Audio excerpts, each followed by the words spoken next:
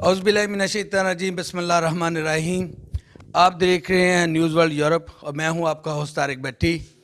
हम मौजूद हैं मदनी पैलेस सांगला हिल में। हमारे साथ बड़ी सियासी समाजी शख्सियत हैं, चेयरमैन बैतुल माल पंजाब और spokesperson Punjab government Malik Azam sahab. आज इनसे कुछ जो सियासी सूरत हाल है, पाकिस्तान में महंगाई और बैतुल माल का किरदार, कि किस तरह बैतुल माल जो पंजाब में गुरबा हैं उनकी किस तरह मदद करता है। तो अस्सलाम वालेकुम मलिक साहब। जी वालेकुम सलाम। मलिक साहब, सबसे पहले बहुत शुक्रिया कि आपने हमें टाइम दिया। Thank you very much. जी बहुत मेहरबानी आपकी तशरीफ आवरी का। मलिक साहब, चले थोड़ा सा सियासत से शुरू करते हैं। मलिक साहब, कहीं भी जाएं महंगाई महंगाई, आटा, पेट्रोल, हर तरफ महंगाई का शोर है। घी, मतलब जो रोज़मर्रा की जो चीज़ें हैं वो बहुत महंगी हैं। गरीब आदमी पिस गया है। इसके बारे में आप क्या कहेंगे? जी बिल्कुल, आपने बजा फरमाया। महंगाई से इनकार जो है वो मुमकिन नहीं है, लेकिन मैं आपके तवज्जुह से आवाम को बताना चाहता हूँ कि इसके तीन मेजर कॉज हैं। तीन वजूहात हैं जिनकी वजह से आवाम को महंगाई का सामना है। ये पहली बात यह है कि पिछले हुक्मरानों ने कर्ज़े लेकर मुल्क को ऐसी दलदल में धकेल दिया जिसके नतायज इस गवर्नमेंट को सामना करना पड़ रहा है उसका। दूसरी वजह यह है कि जो माफिया है इस मुल्क में, जो चीनी का माफिया, आटा का माफिया है, या जो सरमायादार हैं, वो भी इस गवर्नमेंट से खाइफ हैं। वो माफियाज के, क्योंकि कानून की हुक्मरानी है, अल्लाह ताला के फजल करम से इमरान खान साहब वो वाहिद प्राइम मिनिस्टर हैं कायद आज़म रहमतुल्लाह अलैह के बाद जिन पर फाइनेंशियल करप्शन का कोई इल्ज़ाम नहीं है। तो इसलिए वो माफिया भी पिछली गवर्नमेंट की जो क़यादत है उसके साथ मिलकर इस गवर्नमेंट को नाकाम करने की वो कोशिश कर रहा है।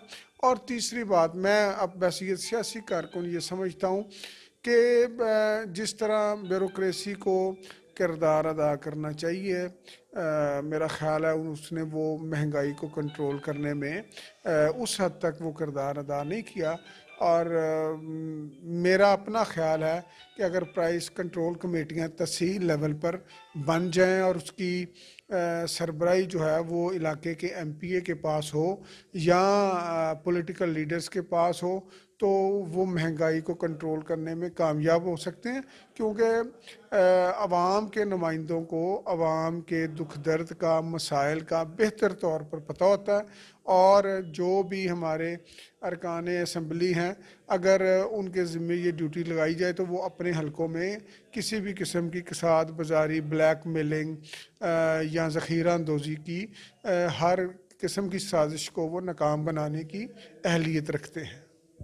मलिक साहब, आपने जो बड़ा बेहतरीन इसको ट्रांसलेट किया है, लेकिन इससे लगता है जैसे हुकूमत को ब्यूरोक्रेसी जो है वो चलने नहीं दे रही है, इसकी राह में रुकावट है। तो इस हवाले से खान साहब तो एक बहुत बड़े, यानी आप कह सकते हैं एडमिनिस्ट्रेटर हैं, कि उनके सामने तो आम आदमी बोल भी नहीं सकता। लेकिन क्या वजह क्या है, असल क्या हक़ाइक़ क्या है?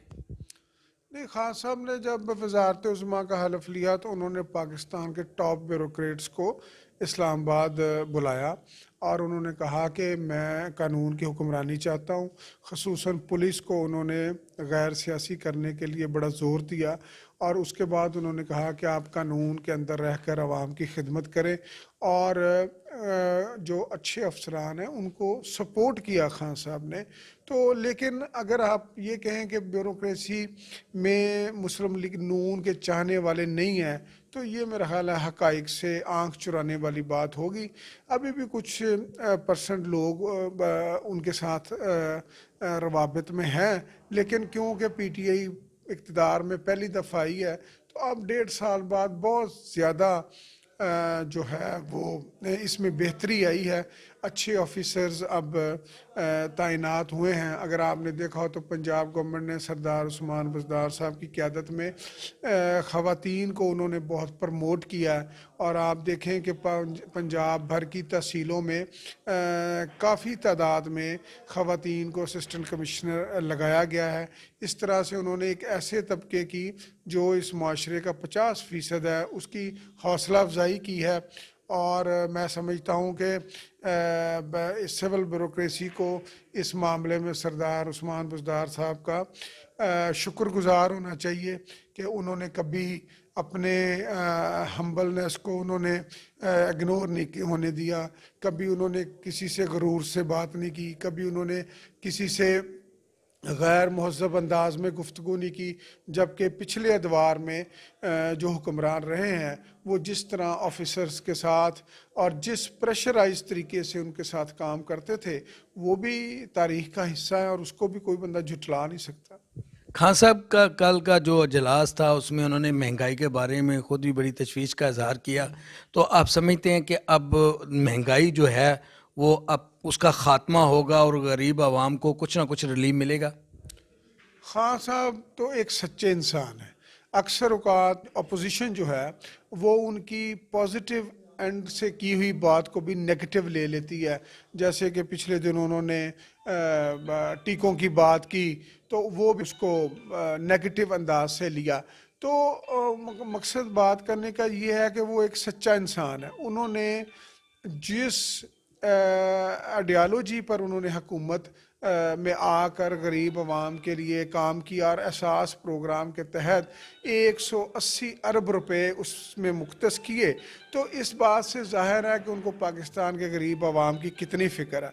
और ये जो उनका बयान है कि अगर हम गरीब आदमी को रिलीफ नहीं दे सकते तो हमें हुकूमत करने का क्या हक़ है, ये गरीब के दिल की आवाज़ है और ये खान साहब के अपने दिल की भी आवाज़ है। तो इंशाल्लाह आप देखेंगे आने वाले चंद दिनों में कि महंगाई में खातिर ख्वाह कमी होगी। मैं बस ये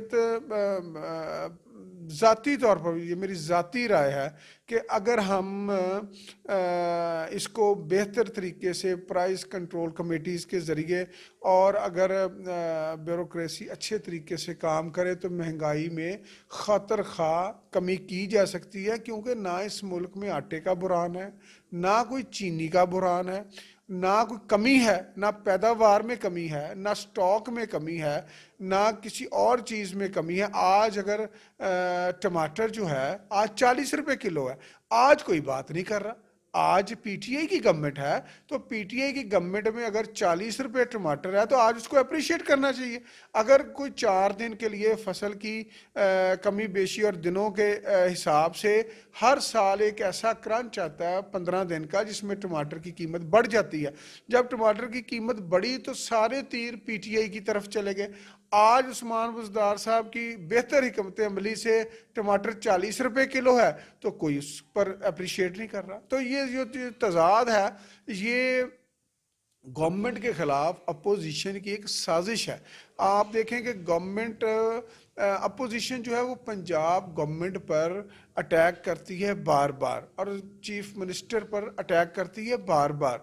तो मैं ये कहना चाहता हूँ कि मेरा पीटीआई के जो सोशल मीडिया के लोग हैं उनसे भी मेरा कहना यह है कि आप इस बात को महसूस करें कि अपोजिशन हमारे साथ क्या चाल चल रही है। अगर हमारा कसूर ये है पीटीआई का कि उसने एक ऐसा वज़ीर आला पंजाब को दिया जो हम्बल है, जो पढ़ा लिखा है, जो शरीफ है, जो चरब ज़बान नहीं है, जो मीडिया का खिलाड़ी नहीं है, तो ये हमारे प्लस पॉइंट्स हैं, ये हमारे लिए डिसएडवांटेज नहीं है। अगर अगर अगर वो पंजाब के एक पसमानदा तरीन ज़िले से गांव से पाकिस्तान में सबसे बड़े सूबे के 11 करोड़ आवाम की वो नुमाइंदगी करने आया, तो ये कल्चर पीटीआई ने दिया।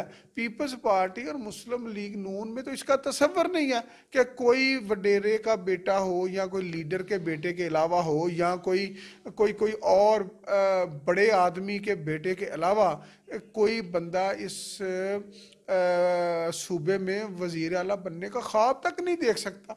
इमरान खान ने अपने चेंज के वादे को सरदार उस्मान की शक्ल में पूरा किया।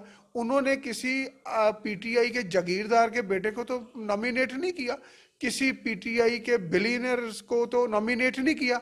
उन्होंने एक आम आदमी को, एक गरीब आदमी की नुमाइंदगी करने वाले आम कॉमन मैन को उन्होंने वजीर आला के तौर पर नामजद किया। और अगर मैं आपको बताऊं, आप हैरान रह जाएं कि पंजाब गवर्नमेंट इस वक्त जो काम कर रही है भट्टी साहब, उसके असरात अगले 3-4 माह में इस कदर शदीद होंगे कि अपोजिशन जो है वो हैरत में मुब्तला हो जाएगी और उनके आसान इंशाल्लाह उनके आसान ख़ता हो जाएंगे। मैं आपका सिर्फ 30-40 सेकंड में आपको बता दूं कि पंजाब में 5 state of the art universities बन रही हैं, दुनिया की बेहतरीन, जिसके 2 के इफ्तिताह Imran Khan prime minister of Pakistan ने अपने दस्ते मुबारक से किए हैं। हमारे ज़िले में 5 अरब से एक बाबा गुरु नानक यूनिवर्सिटी बन रही है, उसके बाद मियांवाली में यूनिवर्सिटी बन रही है, चकवाल में यूनिवर्सिटी बन रही है, साउथ पंजाब में यूनिवर्सिटी बन रही है, नॉर्थ पंजाब में यूनिवर्सिटी बन रही है। तो ये जो यूनिवर्सिटियां बनेगी तो तालीमी इनकलाब आएगा। आप पंजाब गवर्नमेंट की कारकर्दगी को देखें कि 1-2 साल में सरदार उस्मान बिजदार की क़यादत में पंजाब गवर्नमेंट ने 1 लाख एकड़ ज़मीन कब्ज़ा ग्रुपों से वापस दिलाई है और वो सरकार के पास है। इसके अलावा आप नहरी निज़ाम के जो ज़िम्मेदार की शाहराग है, पानी जो ज़िम्मेदार की जान है, उसके खाल पक्के करने के लिए ज़राअत में एमरजेंसी प्रोग्राम नाफिज किया गया है। उसके बाद सनती जोन बनाए गए हैं जिसमें चाइना की इन्वेस्टमेंट के साथ पंजाब इंशाल्लाह ताला तरक्की की राह पर गामज़न होगा। आप ये देखें कि तकरीबन कोई 1 करोड़ के करीब हेल्थ कार्ड बन रहे हैं और वो हेल्थ कार्ड तकरीबन पंजाब के तकरीबन तमाम अजला में वो जारी हो चुके हैं, फंक्शनल हो चुके हैं, ऑपरेटिव हो चुके हैं। और उस एक कार्ड में हर गरीब जिसको वो कार्ड मिला है 7 लाख रुपए की खतीर रकम उसमें मौजूद है जिससे वो अपना इलाज करवा सकता है। फिर हमने 15,000 से ज़्यादा डॉक्टर्स को भर्ती किया है। तो मकसद बात करने का ये है। फिर हमने ट्रॉमा सेंटर्स बना लिए हैं, फिर हमने सड़कों का जाल जो है बिछाया। सिर्फ फैसलाबाद में 52 अरब रुपए का तरक्याती पैकेज दिया गया। तो बात तो बहुत है, मुख्तसर ये बात है कि क्योंकि सोशल मीडिया का दौर है और मैं ये समझता हूँ कि हमें बेहतर अंदाज से अपनी पंजाब गवर्नमेंट की कारकर्दगी को सोशल मीडिया पर लाने की ज़रूरत है। और इस सिलसिले में अब जो मिनिस्टर इंफॉर्मेशन है चौहान साहब, फयाजुल हसन चौहान साहब, उन्होंने बड़े ही ऑर्गेनाइज तरीके से ये काम शुरू किया है। और आप देखेंगे कि अगले आने वाले चंद दिनों में पंजाब गवर्नमेंट के जो तरक्याती मंसूबे हैं वो आवाम तक जैसे जैसे पहुंचना शुरू हो गए तो सरदार उस्मान बुज़दार साहब के ख़िलाफ़ चलने वाली मुहिम जो है वो इंशाल्लाह दम तोड़ देगी। सर, आपने एहसास प्रोग्राम का नाम लिया और आप मसला बैतुल माल पंजाब के चेयरमैन हैं। सर, ऐसा तो नहीं जैसे बेनज़ीर इनकम स्पोर्ट्स के लोग, ब्यूरोक्रेट्स और बड़े बड़े लोग जो हैं वो पैसा खाते रहे? क्या आप इसका कोई लाहेअमल तैयार किया है कि इसमें कोई ब्यूरोक्रेट के लोग या कोई ज़ाती मफाद लेने वाले लोग तो नहीं खा जाएंगे? अल्लाह ताला का शुक्र है भट्टी साहब, आपका ताल्लुक़ मेरे ज़िले से है। मेरी फैमिली ने सिर्फ नाम ही कमाया है और हमारा अल्लाह ताला का फजलो करम है कि पाकिस्तान के बेहतरीन और ईमानदार बिजनेसमैन में हमारा शुमार होता है। तो मैं ये यकीन दिलाता हूँ आपको कि ये खान साहब और सरदार उस्मान साहब वज़ीर आला पंजाब की तो क़यादत और उनकी तो रहनुमाई है ही है। मेरा ये ईमान है कि जब तक इंशाल्लाह मैं यहाँ रहूँगा मैंने अपनी आकबत संवारने के लिए ये काम करना है। और मेरी मौजूदगी में इस बात का कोई तसव्वुर नहीं है कि बैतुल माल पंजाब से जो गरीबों, यतीमों, बेवाओं, बेआसरों का फ़ंड फंड है उसमें किसी किस्म की कोई मेरिट से हटकर वो तकसीम होगी। और मैंने आते ही सबसे पहले गरीबों की मुश्किलात को कम करने के लिए एक दो प्रोग्राम शुरू किए हैं और आपके तवज्जुह से मैं उसको आवाम तक भी लेके जाना चाहता हूँ। सबसे पहले तो हमने ये किया कि गरीब आदमी को आप 10,000 का चेक दें, 20 का दें, 50 का दें। उसके लिए एक तरीक़ाकार वज़ा है कि जो भी एप्लीकेशन आती है उस ज़िले का सोशल ऑफिसर जो है, जो 16वें ग्रेड का होता है, वो उसको तस्दीक करता है, वो फिर उसको हेड ऑफिस भेजता है और फिर उसकी अमदाद का चेक बनता है। और क्योंकि हर गरीब आदमी को अपना अकाउंट खुलवाना पड़ता था उस छोटी रकम के लिए भी, और आपको पता है कि पाकिस्तान में गरीब आदमी का बैंक में अकाउंट खोलना भी एक जोशील लाने के मुतरादफ है, तो हमने कौंसल का इजलास बुलाकर उसमें ये तय किया है कि हम टेक्नोलॉजी से फ़ायदा उठाएंगे और बहुत जल्द इसी महीने के आखिर में या शुरू में अप्रैल में मार्च में हम थंब इम्प्रेशंस के ज़रिए गुरबा में वो पैसे तकसीम करेंगे। इजी पैसा, मोबाइल लिंक, यू फ़ोन या और जो ऑर्गेनाइजेशंस हैं जो थंब इम्प्रेशंस के साथ पैसों की तकसीम और वो ऑनलाइन बैंकिंग को हमने अडॉप्ट किया। और इंशाल्लाह ताला गरीब आदमी की ये भी हमने मुश्किल हल की है कि उसको अकाउंट नहीं खुलवाना पड़ेगा और उस अकाउंट को वो एक ही दफ़ा ऑपरेट करता था और बैंक जो थे वो हेजिटेट करते थे, वो उनको अकाउंट खोलने में फैसिलिटेट करने की बजाय मुश्किलात का वो शिकार हो जाते थे। तो हमने एक तो ये काम किया। उसके बाद हमने इस साल 48 करोड़ रुपया हमने तकसीम किया है पूरे पंजाब में according to the act of Baitul Maal population के हिसाब से।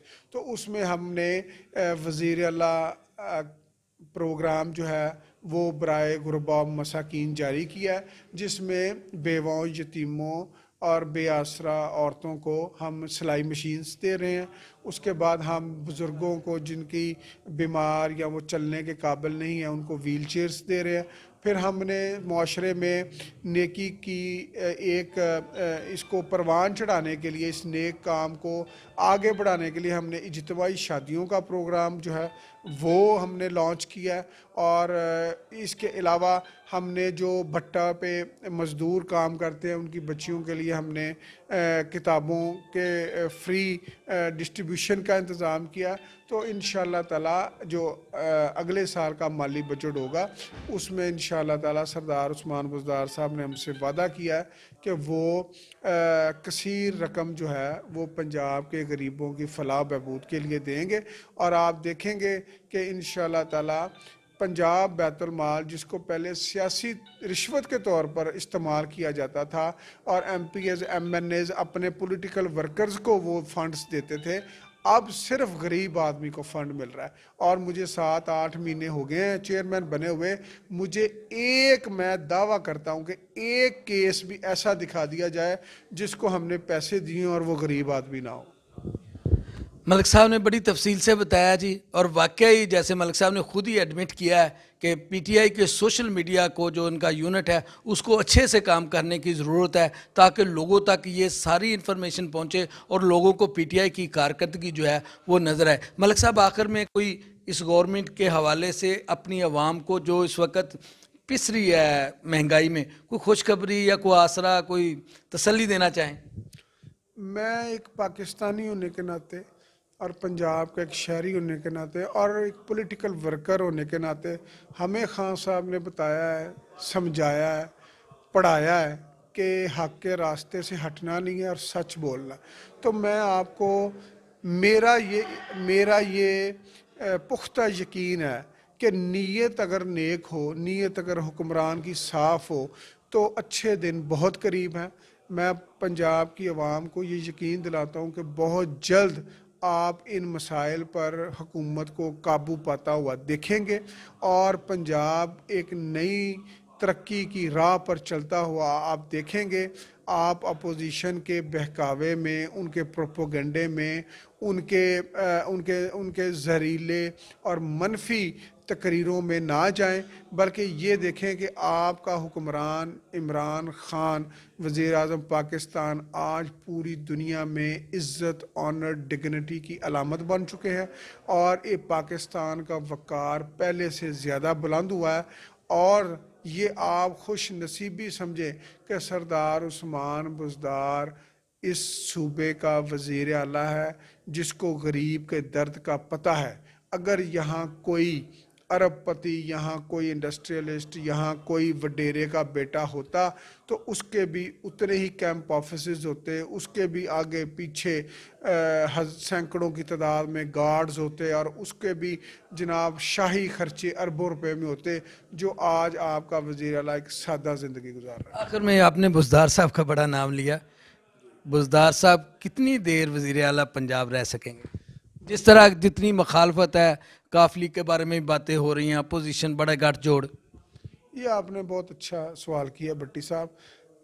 जो हमें पता है, हमें ये पता है कि जितनी देर इमरान खान इस मुल्क के वज़ीर आज़म है, उतनी देर ही सरदार उस्मान बुज़दार इस सूबे के वज़ीर आला है। बहुत शुक्रिया जी, thank you very much. Next programme फिर हाजिर होंगे। अपने उस्ताद भट्टी को इजाज़त दीजिए। अल्लाह हाफिज़। बहुत शुक्रिया मलिक साहब, थैंक यू।